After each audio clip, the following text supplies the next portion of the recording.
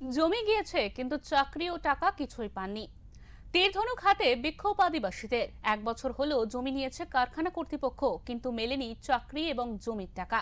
অবশেষে সপ্তাহের প্রথম দিনেই জামুরিয়ার রশ্মি গ্রুপ অফ ইন্ডাস্ট্রি নামে এক বেসরকারি কারখানার গেট বন্ধ করে তীরধনুক হাতে নিয়ে বিক্ষোভ দেখায় আদিবাসী সম্প্রদায়ের মানুষজন।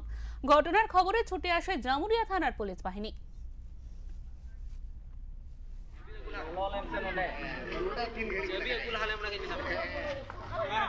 আজ আমরা এখানে এসেছি যেগুলো জমি নিয়ে, মানে একটা জমি বিক্রি হয়েছে তুলসী মিজানের নামে, সেই জায়গার টাকা এখনো পর্যন্ত পায়নি।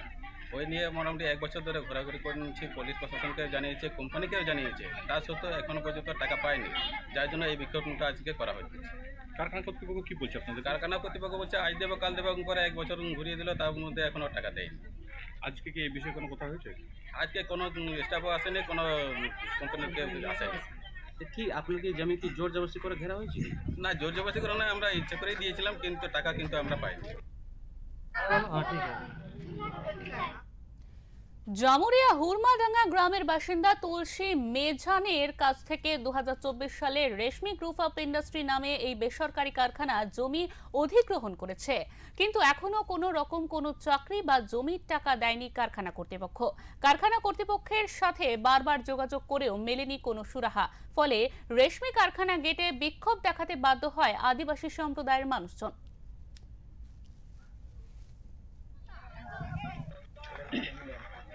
আমার মায়ের জমি নিয়ে নিচ্ছে কোম্পানি রেশমি ফ্যাক্টরি, আর এখনো পর্যন্ত আমার মাকে টাকা দেয় না।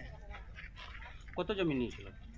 জমি নিয়েছিল প্রায় 2-3 শতাংশ কত ছিল, আমরা সেটি সঠিক করে বলতে পারছি না। ঘটনাটা ঘটেছিল 4/10/2024, এখন হয়ে গেল তোমার 2025, 1 বছর হতে চললো, এখন পর্যন্ত আমাদের টাকা দেয়নি।